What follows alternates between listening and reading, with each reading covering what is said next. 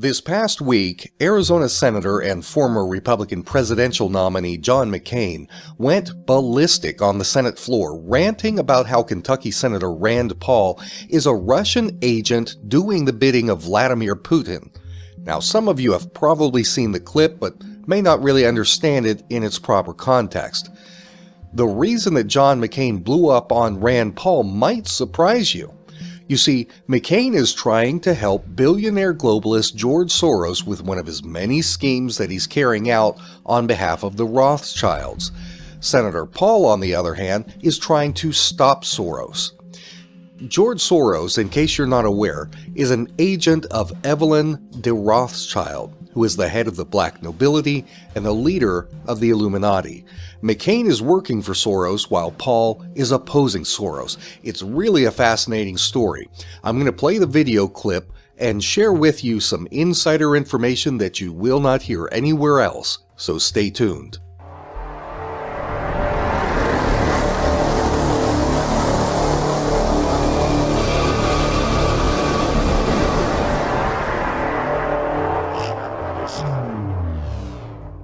I'll start by showing you the video clip of McCain's meltdown, and then we'll talk about it for a while. So, Mr. President, if there is objection, and I note the senator from Kentucky on the floor, I will say before I read this, if there is objection, you are achieving the objectives of Vladimir Putin. You're achieving the objectives of trying to dismember this small country that has already been the subject of attempted coup. I have no idea why anyone would object to this, except that I will say, if they object, they are now carrying out the desires and ambitions of Vladimir Putin, and I do not say that lightly. Mr. President? Senator from Kentucky. I object. Objection is heard. Mr. President, I note the senator from Kentucky leaving the floor without justification or any rationale for the action that he has just taken. That is really remarkable. That a senator blocking a treaty that is supported by the overwhelming number, perhaps 98 at least, of his colleagues, would come to the floor and object and walk away. And walk away. The only conclusion you can draw when he walks away is he has no argument to be made. He has no justification for his objection to having a small nation be part of NATO that is under assault from the Russians. So I repeat again, the senator from Kentucky is now working for Vladimir Putin. I yield the floor. The number one practical enemy of George Soros and the New World Order today is Russian President Vladimir Putin. Hands down, he is doing more to oppose the New World Order than any other global leader at the moment. That has attracted the crosshairs of the New World Order's hitman, George Soros. Soros has already established a major influence, if not complete control, over several Central and European nations, including Kosovo, Macedonia, Georgia, Romania, Albania, and Moldova. We know that Soros was behind the 2014 overthrow of the pro-Russian government of Ukraine. When the ethnic Russians of eastern Ukraine and Crimea turned to Mother Russia for support, the U.S. State Department responded by coordinating a massive set of economic sanctions against Russia, sanctions that were designed to cripple the nation economically and bring Putin to his knees. Soros pressed hard for the United States to pass these sanctions using his political puppets, including Arizona Senator John McCain. The area that Russia was hardest hit from these sanctions was in its oil and gas industry. Half of Russia's gross domestic product and 70% of its exports comes from oil and gas sales, much of it to Western Europe. So, if you can cut off Russia's ability to sell oil and gas, the nation could possibly well, quite likely, suffer an economic collapse. And that's exactly what the USA has been trying to do through its sanctions on Russia for the last 2.5 years. Obama rallied his Western European allies together to try to destroy Russia's economy. This is simply a matter of economic warfare. However, it hasn't been enough. Somehow, Vladimir Putin has been able to hold on. And one of the ways that he's done this is by working on new oil pipelines to make it cheaper and easier to get their Russian product into the markets other than just Western Europe. For example, one major project has been Russia's joint efforts with Turkey, and it's called the Turkish Stream or Turk Stream. This pipeline lets Russia get their gas down to Turkey, to Greece, to Macedonia, to Serbia and Hungary and that region. And this is helping to keep Russia's economy from collapsing. But being the economic hitman that he is, George Soros concocted a scheme to further damage Russia's oil and gas revenues. Because Russia is trying to sell to nations like Macedonia and Serbia, for example, Soros and his handler Nathaniel Rothschild have virtually purchased the entire nation of Montenegro. Nathaniel Rothschild, who, by the way, is just 2 years older than me, he is the son of Jacob Rothschild. Nathaniel is the co-chairman of Atticus Capital, an international investment firm. He's the director of his father's RIT Capital Partners. He's also the director of the Rothschild Foundation. If you guys want to know who the up-and-coming head of the Rothschild dynasty is going to be when his father dies, Nathaniel is the man to watch. So, this team-up between the ultra-rich and powerful elites, Soros and Rothschild, gave these men virtual control over the politicians in Montenegro. Using these political puppets in Montenegro, Soros worked out sweet deals for oil and gas exploration companies to come in and start drilling in the pristine, untapped waters of the Adriatic Sea, which is off the coast of Montenegro. And of course, it just so happens that Soros himself has massive financial investments in these same oil and gas companies. Now, maybe you've already guessed it, but what Soros is doing is drilling for oil and gas to supply to the neighboring countries that Vladimir Putin has been trying to tap into in order to keep Russia's economy afloat. Soros is trying to undercut Russia in the oil business in that region. Of course, Soros is going to make hundreds of millions of dollars in profits personally, but this also deals a huge blow to Russia and puts them back on track toward potential economic collapse. What may surprise some of you is that a key figure in this plot, parts of which have been in operation for years, is our good friend, Senator John McCain. I had to do some real digging to find some of this stuff, but I've got some very juicy material for you. Finding this kind of material is what makes investigative reporting so much fun for me. Okay, you may remember that back in 2008, the globalists thwarted the will of the Republican voters and they granted the party's presidential nomination to a man that all of us hated, Senator John McCain. Let's be honest, as Republicans, none of us wanted McCain as the nominee, but he is who we were given. Well, McCain was busy at work during that time, but not work for the American people. McCain was working for Russian oligarchs. In this article from October of 2008, here's what the authors write. Quote, in his acceptance speech at the Republican convention, John McCain lashed out at Putin and the Russian oligarchs who, and now they're quoting McCain, quote, rich with oil wealth and corrupt with power, are reassembling the old Russian Empire. The article continues, yet despite McCain's tough talk, behind the scenes his top advisors have cultivated deep ties with Russia's oligarchy indeed. They have promoted the Kremlin's geopolitical and economic interests as well as some of its most unsavory business figures through greedy cynicism and geopolitical stupor. The most notable example is the tale of how McCain and his campaign manager Rick Davis advanced what became a key victory for the Kremlin, gaining control over the small but strategically important country of Montenegro. All right, the article goes on to describe what I've been able to confirm through some other sources as well. At the time, Vladimir Putin was trying to get a Russian outpost set up somewhere along the Adriatic coastline, and Montenegro seemed like it was his best option. Montenegro, of course, at that time was still part of Serbia, but John McCain came along. He used all of his political influence and his connections to help make that happen. Now, doesn't that sound strange?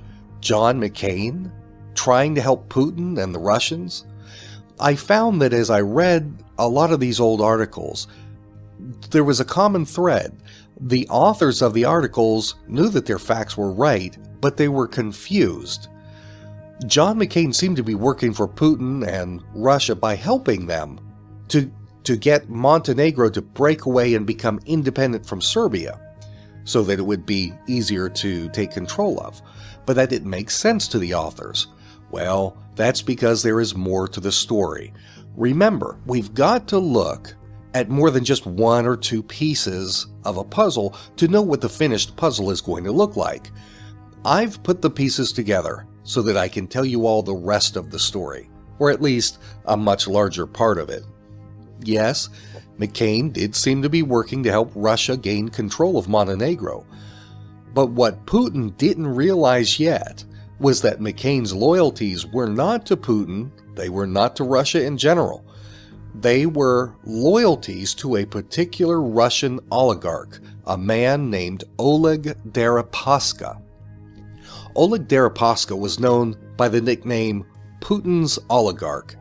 He was the 9th richest billionaire in the world at the time, super rich man. He owned the world's largest yacht, which was called the Queen K. It was so huge it had a crew of more than 70 people. Oleg was the controlling shareholder of a company called Rusal. This is the Russian aluminum giant, which happens to be the biggest aluminum company in the entire world. It just so happened that 40% of Montenegro's GDP and 80% of its annual export earnings came from the sale of aluminum. So Oleg went into Montenegro and bought up all of the aluminum plants, meaning that overnight, Putin's pal, Oleg Deripaska, had taken control of the national economy of Montenegro. Now, in the shadows, John McCain was working with Oleg Deripaska. I dug up some photos here to show you from 2006. These photos were taken in Montenegro. This particular yacht was owned by an Italian felon, a man named Raffaello Folieri. He was a rich and powerful player, also a convicted con man.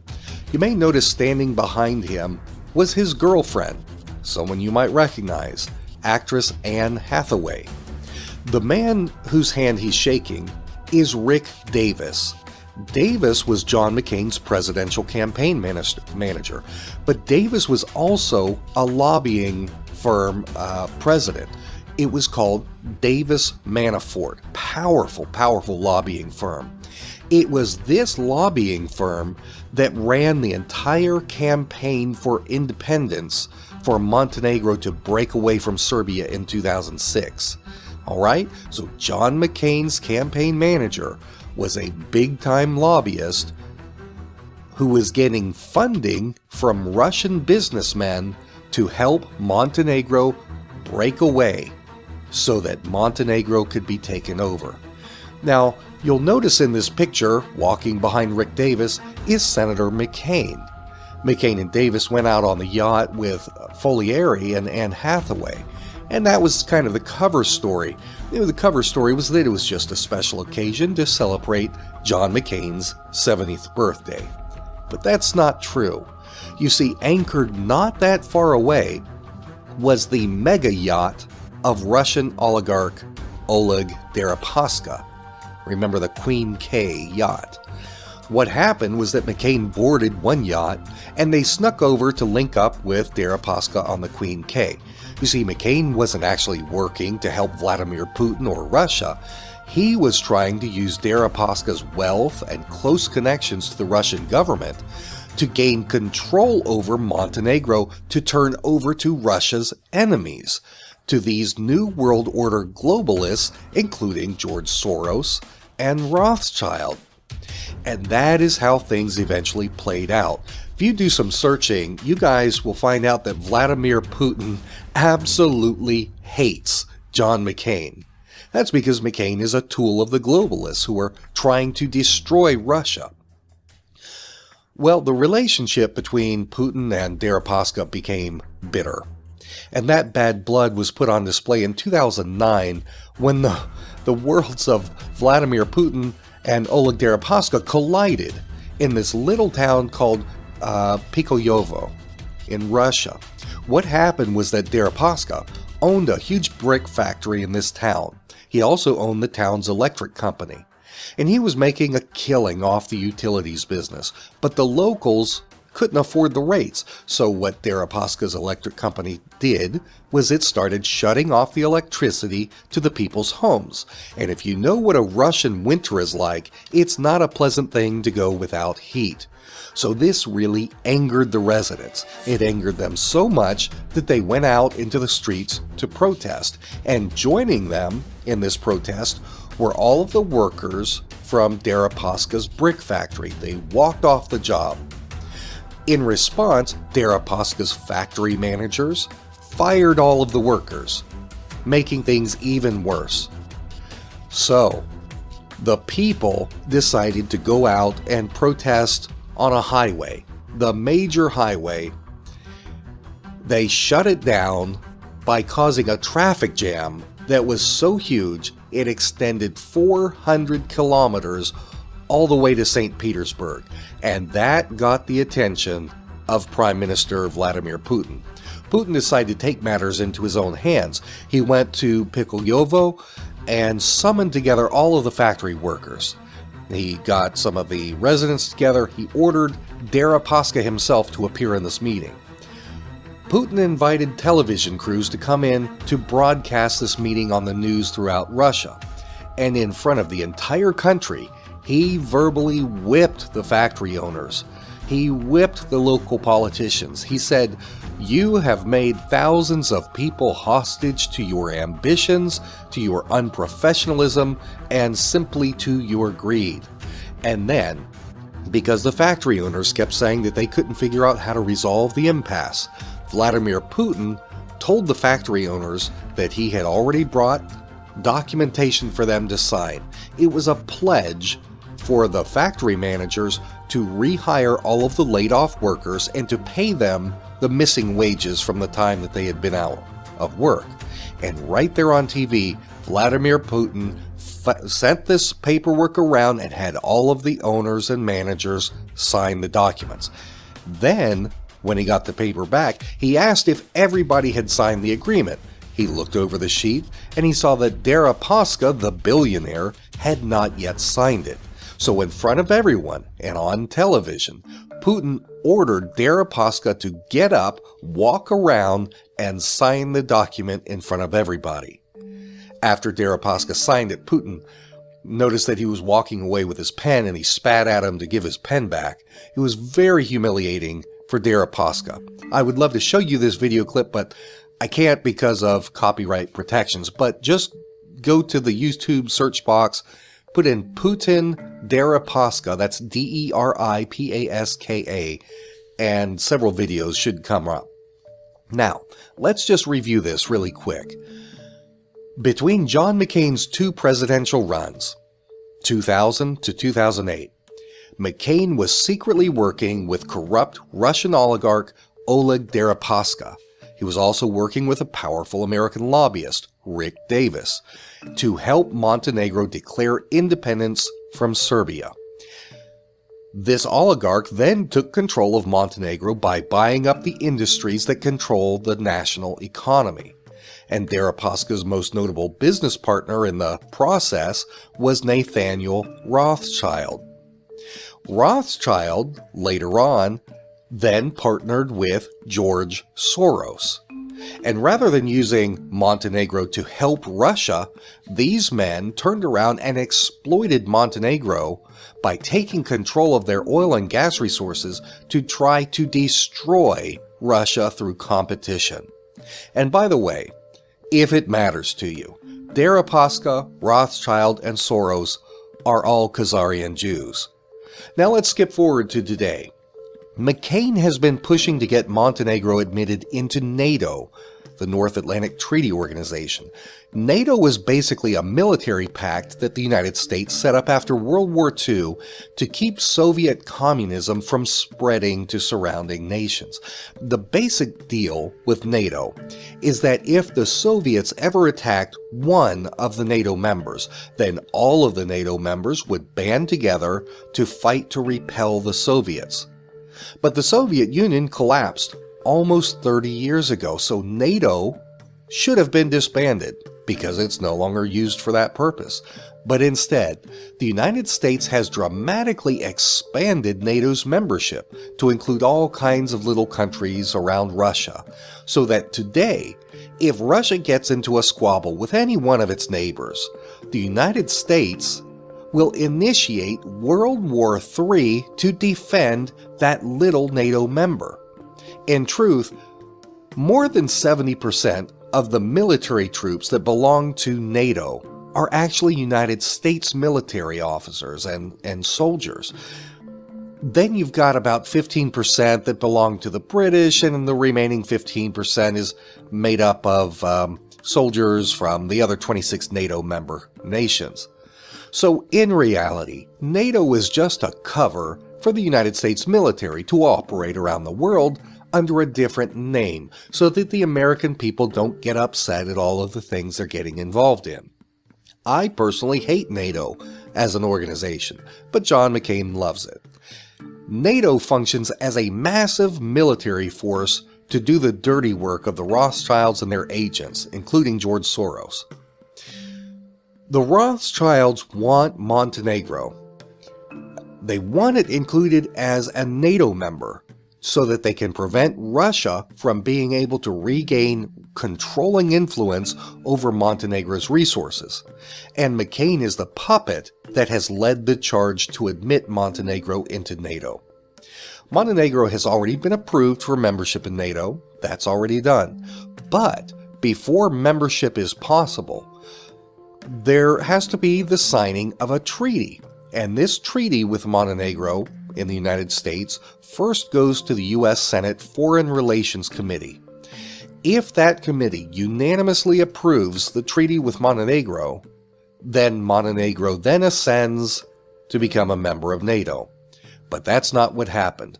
One man, and only one man, on the Foreign Relations Committee stood up to the Rothschild-Soros plot and said no. And that man was Senator Rand Paul. And because Senator Paul successfully blocked the treaty, he effectively stopped the globalists from being able to add Montenegro to NATO membership. I cannot say how proud I am of Senator Paul. He is literally risking his life to take a stand against the Rothschild network.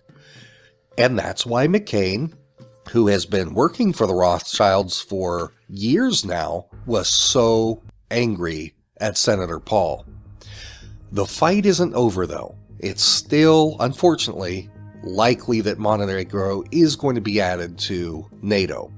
Because what can happen at this point is, if the treaty is taken to the full U.S. Senate, if 2/3 of the senators vote in favor of the treaty, then it will pass and Montenegro joins NATO. I don't think that Rand Paul has enough allies in the Senate who are not already owned or heavily influenced by Soros and the Rothschilds. I don't think he has enough allies to defeat the vote, but we'll see. Well, folks, does that help shed some light on things for you? Can you see why John McCain was so mad and why he was accusing Senator Rand Paul of working for Vladimir Putin? It's a dirty, dirty game that the New World Order is playing. These are greedy, bloodthirsty demons, men who will stop at nothing to get what they want. And considering that their ultimate goal is control of the entire world, this is a battle worth fighting. Let's not leave Senator Paul alone in this fight. I want you guys to take a minute when this video is over to contact your senators and tell them to vote no on admitting Montenegro to NATO. You can write your own letter, or you can just copy and paste the little thing that I'm putting down in the video description. Just take it and copy it right on over. Won't take but a second. I've also put a link down there to a directory that will connect you to your senators. Make sure you write to both your senators, because you got 2 of them. Well, that's going to be it for this episode, folks. Take a stand, take charge, and do your best to stand up for what is right. For the End Times News Report, I'm Jake Morphonios.